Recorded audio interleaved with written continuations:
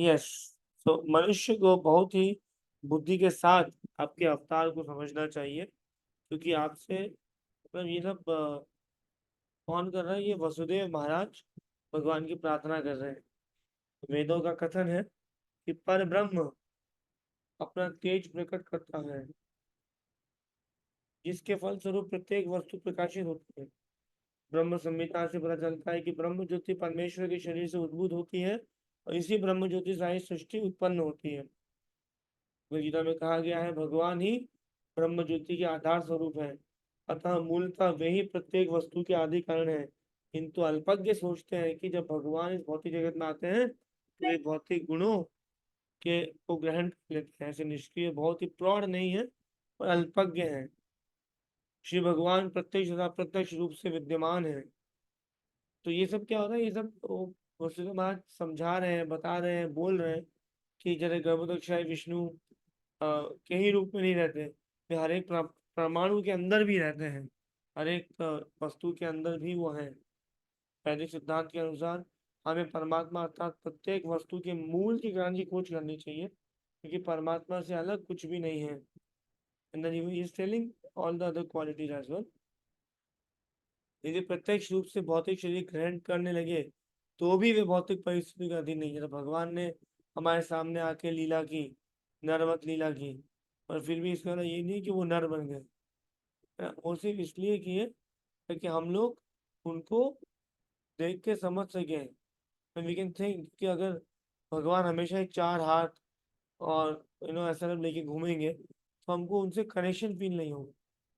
सिर्फ for that connection, हे स्वामी, आपका अवतार, स्थिति तथा तिरोधान, सारे गुण सारे गुण जो है वो भौतिक अ, गुणों के प्रभाव से परे हैं। कभी हम ये ना सोचे कि जो भी भगवान का हो रहा है वो हमारे जैसे ही है। भगवान भी हम जैसे बोलते सुनते करते हैं उसी तरह से भगवान का होता है। तो not exactly it happens like.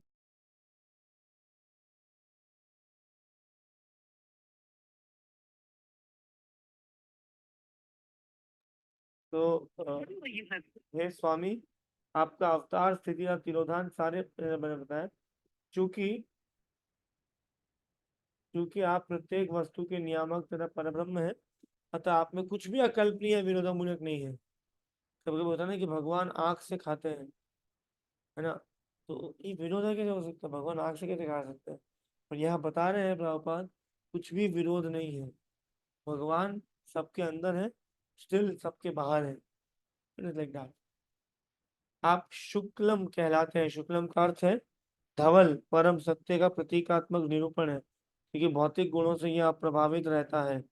Brahma ji रक्त अथवा लाल कहलाते हैं, कि सुजन के लिए रजोगुण का जैसे भगवान इज वाइटिश। तमस शिव जी के जिम्मे है, क्योंकि संपूर्ण सृष्टि का संहार वो करते हैं। तो आप इन भौतिक गुणों से अप्रभावित रहते हैं, जैसा कि वेदों के द्वारा अध्ययन में बताया गया है।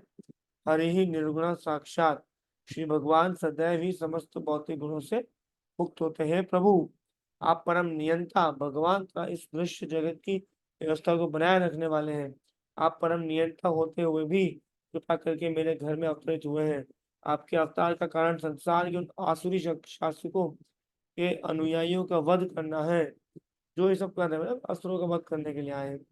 मुझे विदित है कि आप दुष्ट कंस तथा उसके अनुयायियों का वध करने के लिए अवतरित हो।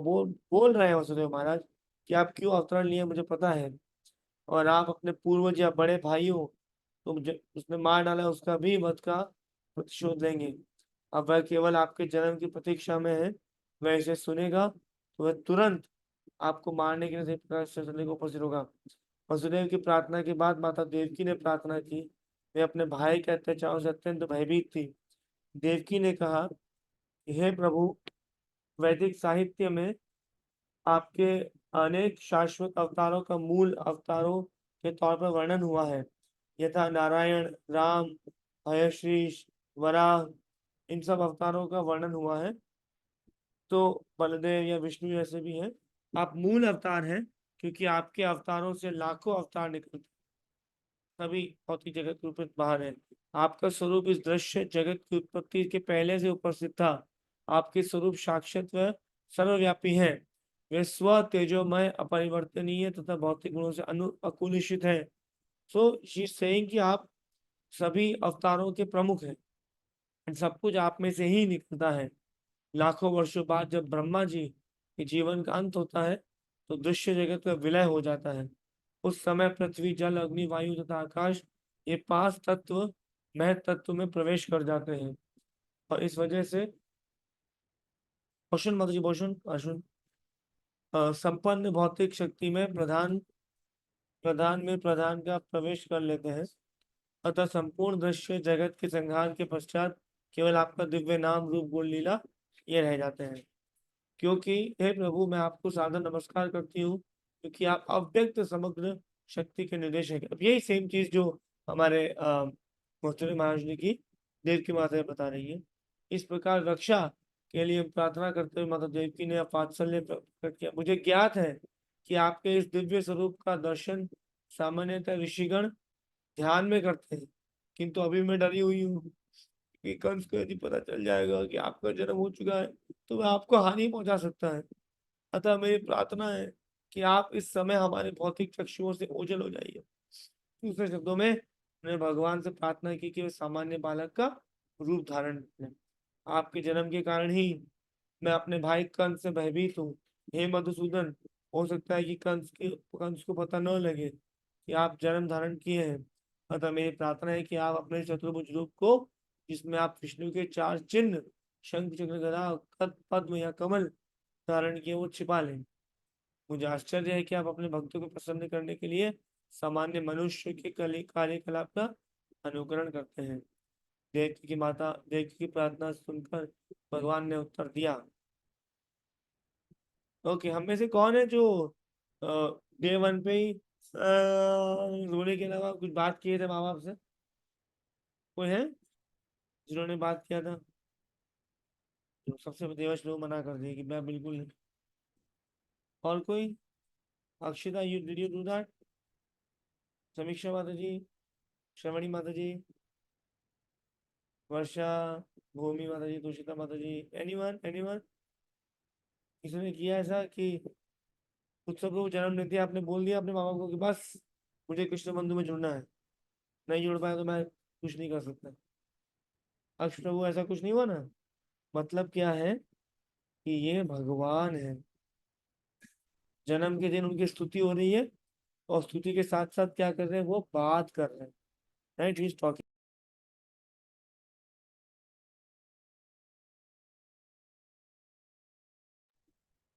उस समय ब्रह्मा ने प्रजा बढ़ाने की इच्छा से आपसे संतान उत्पन्न करने के लिए कहा। और आपने बता रहे किस तरह से पिछले जन्म में आप सूतपा और प्रश्नी थे, उनसे प्रश्नी गर्भ हुए थे। उस तरह से फिर आपने 12,000 वर्षों तक कठोर तपस्या की। इस अवधि में आपका मन केवल मुझ में लगा रहा। आप भक्ति कर रही थी, अपने मन में निरंतर मेरा ध्यान कर रही थी। 12,000 साल की तपस्या। हम तो 12 दिन सुबह नहीं आते मंगला में। उस समय भी मैं आपके समक्ष इसी रूप में आपकी इच्छा पूर्ति के लिए प्रकट हुआ था। आपसे मन वांछित वर मांगने के लिए कहा था। उस समय आपने चाहा था कि मैं आपके पुत्र के रूप में जन्म लूं। यद्यपि आपने मेरा साक्षात दर्शन किया था, तथापि आपने मेरी माया के प्रभाव के कारण बंधन से पूर्ण मुक्ति न मांगकर मुझे अपने पुत्र के रूप में मांगा था। दूसरे शब्दों में, भगवान के प्रकट होने के लिए इस जगत में कृष्ण सुतपा को माता पिता के रूप में चुना। तो जब वो जिनसे प्रकट होना है उनसे प्रकट करते हैं। अगले जन्म में उन्होंने वसुदेव और देवकी को चुना। कालक्रम में प्रश्नी गर्भवती हुई और शिशु को जन्म दिया। भगवान ने वसुदेव तथा देवकी से कहा, उस समय मेरा नाम क्या था? कृष्णी गर्भ। कृष्णी गर्भ। और इन कृष्णी गर्भ ने किसको वरदान दिया था? किसको वरदान दिया था? किसने तपस्या की थी जब कृष्णी गर्भ आए थे? कैमरा ऑन, आंसर यस जी। प्रभु जी, ध्रुव महाराज। प्रभु जी ध्रुव महाराज नहीं, ध्रुव महाराज। हाँ। Dhruv Maharaj. Yes yes of course, answer is right. Dhruv Maharaj ने तपस्या की थी, ध्रुव महाराज को अ, आशीर्वाद देने के लिए या मनवांछित फल देने के लिए कौन आए थे? कृष्णी गर्भ, भगवान का एक नाम है, हम सोच सकते हैं, कृष्णी गर्भ। वाह, कभी किसी की दीक्षा हो, कृष्णी गर्भदास, हरी बोल। तो बताया उसके पहले दूसरी बार में आदित्य और कश्यप के जन्म लेकर उपेंद्र कहलाया था। उपेंद्र का मतलब क्या होता है? Anyone raise your hand. Upendra, Upendra, Upendra, quickly anyone, Upendra का मतलब क्या है? नो वन, ओके, बोलिए। इंद्र के भाई, छोटे भाई। इंद्र के, छोटे भाई। इंद्र के छोटे भाई, यस। और उपेंद्र का एक और एक्सेप्ट नाम से भी था, उपेंद्र का एक और नाम क्या है जिसको हम जानते हैं? Anyone else? हम्म हम्म, हरे कृष्णा प्रभु जी, हरे कृष्णा। प्रभु जी वामन देव थे, त्रिलोकी यस, में उपेंद्र। वामन देव, हरी बोल। सो पहला अवतार वृष्णिगर्भ के रूप में लिया, दूसरा द्वितीय कश्यप प्रभु के मतलब बेटा उपेंद्र, और तीसरी बार वसुदेव और देवकी के पुत्र के रूप में कृष्ण के नाम से जन्म लिया है। सो मैं चाहता था एक सामान्य शिशु के रूप में प्रकट होता, किंतु तब आपको विश्वास ना होता, इसीलिए मैं इस तरह से चतुर्भुज रूप में प्रकट हुआ हूँ। मैं मानता हूँ कि आप मेरे लिए चिंतित और कंठ से भयभीत हैं, अतः मेरा आदेश है कि आप तुरंत ही मुझे गोकुल ले चले और यशोदा की नवजात कन्या से जो अभी भी उत्पन्न हुई है मुझे बदल दे। भगवान का आदेश पाकर वसुदेव अपने पुत्र को प्रसूति गृह से बाहर लेने के तैयार हुए। ठीक उसी समय नंद और यशोदा की वहां पे एक कन्या उत्पन्न हुई। ये कन्या कौन थी? योग माया, यानी भगवान की अंतरंग शक्ति। हालांकि सारे के सारे दरवाजे लोहे की जंजीरों से लगे हुए थे, महल महल के दरवाजे बंद थे, रात अत्यंत अंधेरी थी। और जैसे ही वसुदेव महाराज ने कृष्ण भगवान को अपनी गोद में लिया और बाहर निकले, तुरंत ही सूर्य की तरह सब कुछ दिखने लगा। चैतन्य चैतन्य में लिखा है कि कृष्ण सूर्य प्रकाश के तुल्य है, और जहाँ कृष्ण रहते हैं वहाँ माया रूपी अंधकार नहीं रह सकता। जब कृष्ण वसुदेव को ले जा रहे थे तब रात्रि का अंधकार दूर हो गया, कारागार के सारे द्वार स्वतः खुल गए, साथ ही आकाश में गंभीर गर्जना हुई और भीषण वर्षा होने लगी। जब वसुदेव इस वर्षा में पुरुष को लेकर अपने पुत्र को लेकर जा रहे थे तो भगवान शेष ने अपना नाग का रूप धारण किया और फन फैला दिए, जिससे बष्टी या वृष्टि से बाधा ना पहुंचे। इस प्रकार वसुदेव तट पर आए और देखा यमुना के जल में गरजती लहरें उठ रही थी और सारा पाट फेनिल हो चुका था। क्यों यमुना की इतनी ज्यादा, यमुना में उफान क्यों आ रखा था? एनीवन, इतना ज्यादा उफान क्यों आ रखा था यमुना में? भगवान जानते तो भगवान को इजी ज्ञान देना चाहिए था। First, fastest finger first. हाँ तो देवेश प्रभु, आपने सबसे पहले बताइए। हरे कृष्ण, दंडवत प्रणाम प्रभु जी। यमुना मैया क्या कहना बहुत ही खुश थी और उन्होंने क्या कहना, she wanted to touch the holy feet of the lord. उसके लिए तूफानी वो चैतन्य सब है। महाप्रभु में क्या कहना उल्लास, जो एक्सट्रीम हैप्पीनेस इन भक्ति। यस, लोअर हैंड्स कहाँ से होता है? ओके, जहाँ से होता है लोअर हैंड्स कर लीजिए आप लोग।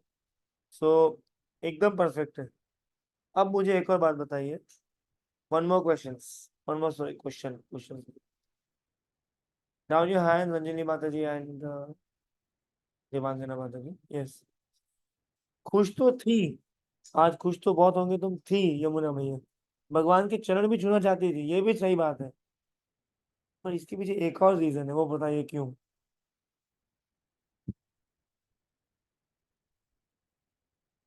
सोचिए सोचिए सोचिए, क्यों? कैमरा ऑन, आंसर देने का मौका मतलब नहीं मिलेगा।